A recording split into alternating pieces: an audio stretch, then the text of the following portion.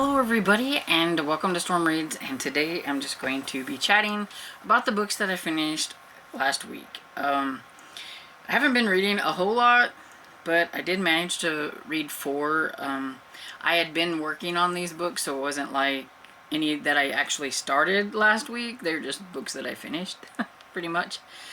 And so I have Christmas Camp, and this is by Karen Schaller. I think maybe how you say her last name. I'm not for sure. Listen to it on audio. It was cute. I had seen the movie before, and I didn't realize that it was based on a book. So I just decided. A lot of other people in like the Killing Time with Cozies was reading Christmas Camp, and so I thought, I'll give it a try. It was short, and it was cute. It's about a lady who she's a little bit business oriented, and her boss makes her go to Christmas camp to try to learn a little bit about Christmas and kind of letting go and having fun. And she meets the place's the Christmas camp's owner's son there, and so of course there is a romance. And yeah, it was cute. I gave it 4 stars. I thought it was fun. It was cute. And the next one I have is Snowflakes and Secrets in the Scottish Highlands by Donna Ashcroft. And this one was cute as well. I mean, it's Christmas romance. And I cannot remember any of these people's names. I mean, they're cute books, but are they something I'm going to remember like a year from now? Probably not. But I can't remember. Yeah, I can't remember her name either. But the main character, her aunt is going somewhere. She's doing some kind of retreat or something, and she needs somebody to come to her house and watch her animals because she has a lot of different critters.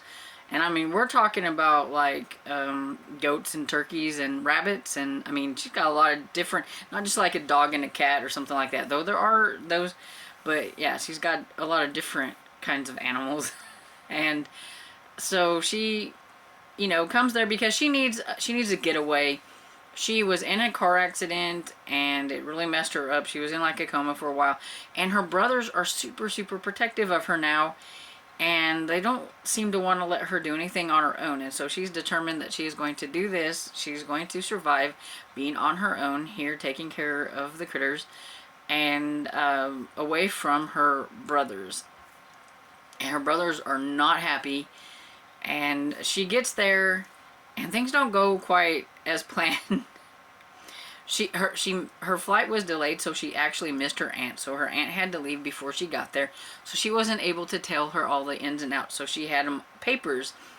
And there's a little rabbit named Chewy that lives in the house. And she had all the papers that told her how to take care of the animals. She had some because her aunt is actually the secret Santa in the village. And so she had all these presents that she needed to wrap and who they needed to go to on a paper. And well, she fell asleep and Chewy chewed all her stuff up, and so now she doesn't know exactly what to do. And when she wakes up, she's all upset because Chewy looks like he's dead because he's laying there after he's gotten into everything. So of course she calls the vet. The older vet that works there has another vet working with him because he has hurt himself. And so the younger vet is the one that has to take the call and comes out there, and she's all hysteric. And of course, there's like a little bit of an attraction, and he ends up coming out there quite frequently to check on her and her animals to kind of help her take care of them, even though she wants to be independent, and she keeps telling him that he needs to bill her every time and all that stuff. Well, he notices she has like the Secret Santa stuff, and also there was like a big bunch of packages. So he's pretty sure that she's like supposed to be doing the Secret Santa, and see, nobody's supposed to know who it is in the village. And that was kind of the surprise. And the people that get a Secret Santa gift are somebody who has done something throughout the year that was like really good. So say maybe a neighbor helped a neighbor in a time of a crisis, well then that one neighbor would get a Secret Santa gift. So it's, you know, it's just to say thank you to people in the village who have helped the others. And he knows that she's like fiercely independent and she doesn't want any help, so he kind of sneaks around and tries to take her places because he knows, sort of by guessing some of the paper that he could see left in the pages, that he kind of knows where some of the gifts might go, and he just wants to point her in the right direction, but not, you know, because he knows that she'll get really mad if she knows, and so he's just trying to help her, which kind of backfires on him a little bit, of course. And one of the brothers actually calls him and wants him to watch over her and make sure nothing happens. If he doesn't do it, they're going to come and bombard her, and he knows that she doesn't want that, so he tries to say no, and you know right away that was not going to work right. And so yeah, it was cute, it was fun. I gave it 4 stars as well. And then I finally finished, because I took time to read it, the Quest Kids, The Dragon Pants of Gold by Mark Lakeness. I'm not quite sure how to pronounce that last name there. But anyway, this is a middle grade book about a group, a motley group. We've got Ned, who's like a regular, just human. We've got his friend Gil, who thinks he's a wizard. We've got a elf girl here. We have a kid made out of stone. And and over here we have a thing. He's their dog, but he's not necessarily a dog. He could be part pig, and they find out later that he might be part something else. And everything, but he's very good at farting. That is a big thing in the story. And so yeah, they've been trying to do these quests. Ned's family disappeared, his parents disappeared, Gil's mentor disappeared, the wizard, and they don't know like what happened to them or where they went. And so Ned was trying to find them, and they'd been doing these quests, and they're not very good at it.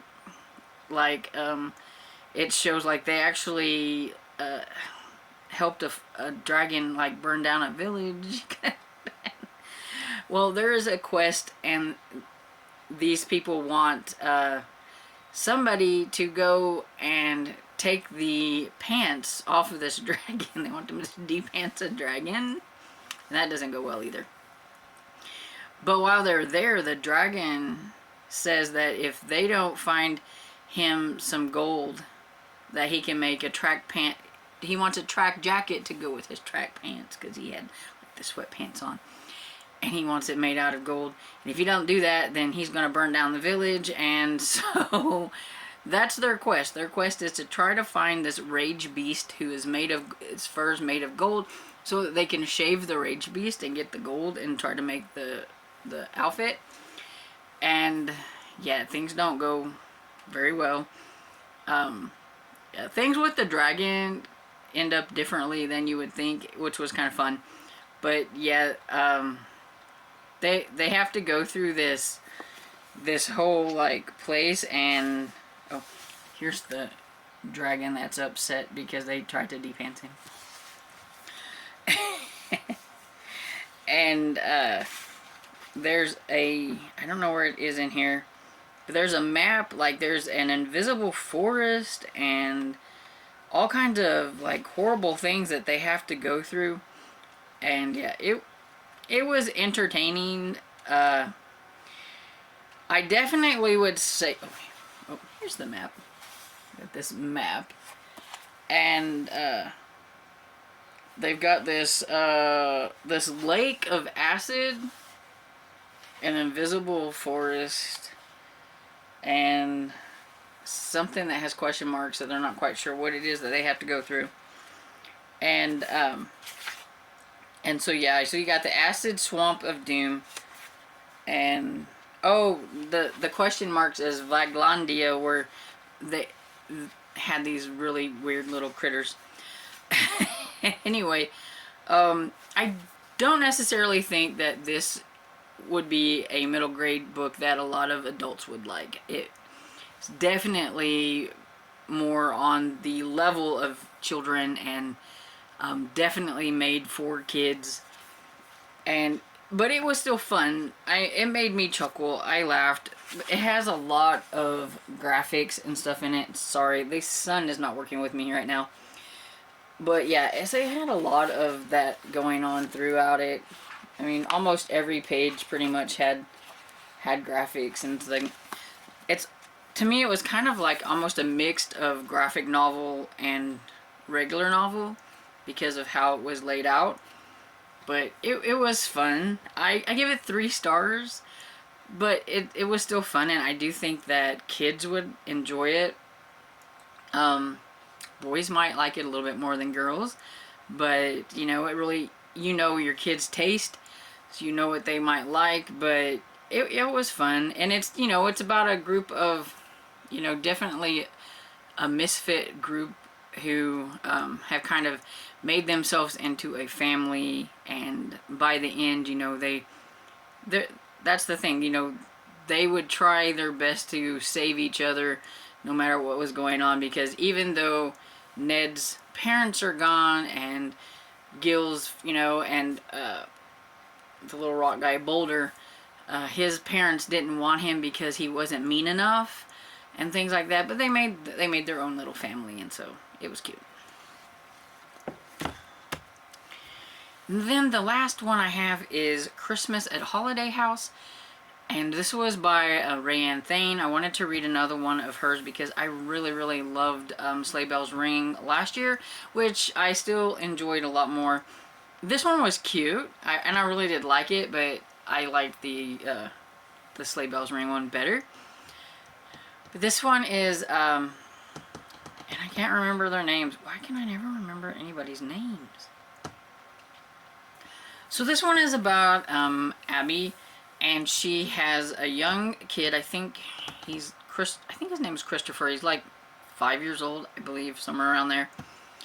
And her friend, whose name I think is Lucy, asked her to come to Holiday House to kind of watch over Winnie, I believe is her name, which is Lucy's grandmother. She had had an accident. She broke her wrist, some ribs, and I think she hurt her ankle or something. So she's messed up a little bit, and she just needs somebody to kind of help her around the house. And Ethan, her grandson, wants to put her in a home, a like convalescent home, so that she can get what, she's not gonna have any of this, and she's like 80 something years old, but there ain't no putting her in no home. She's gonna stay in her house and everything. And Lucy wants to do as she wants, so that's why she gets Abigail. Abigail's a nurse, so it's perfect, and Abigail's looking for a new kind of fresh start. She's gonna be on her way, I think it was to Texas, and so stopping over here for a few days and helping her out during the holidays. You know, it's kind of like a little vacation of sorts and everything. And Abigail didn't know that she was going to have to spend her time with Ethan, because she thought Ethan was going to be gone. And then she finds out right before she gets there from her friend Lucy that her brother ended up coming back home, and so she's gonna have to be there with him. And she's like, well, if he's there, then I don't need to. And she's like, oh no, you've got to go, and you've got to help her out. And she gets there. She thinks that she's just gonna watch over this older lady and help her, you know, cook, clean, whatever.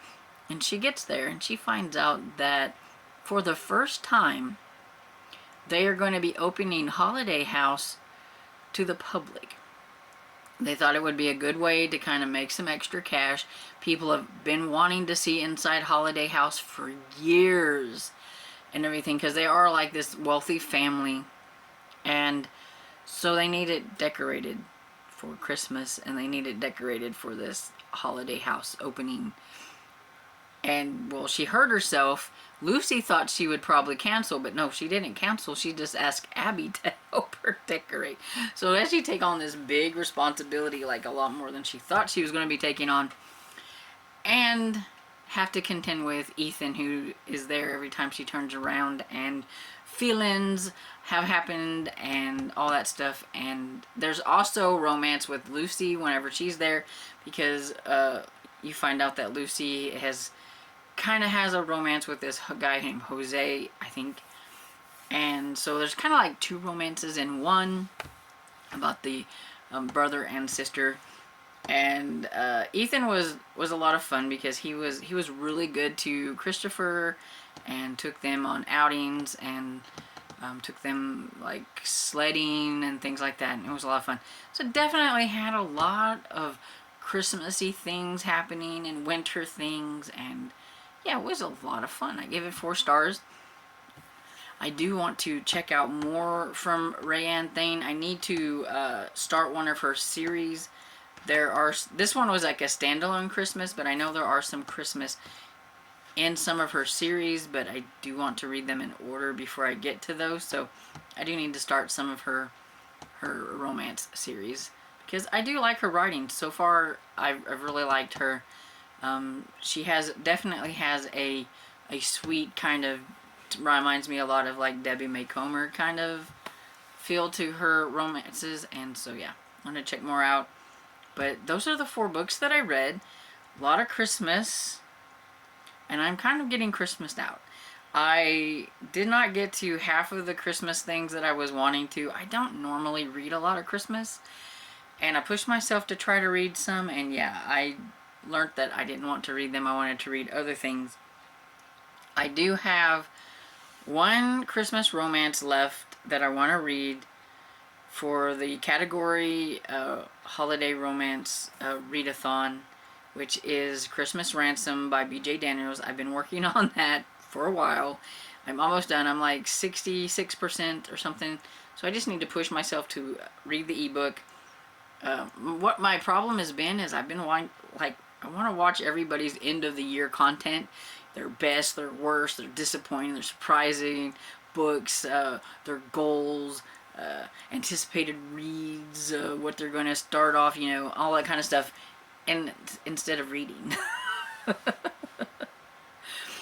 But I have that, and I have High Spirits by Carol J. Perry that I would like to finish next week. It is a Christmas cozy.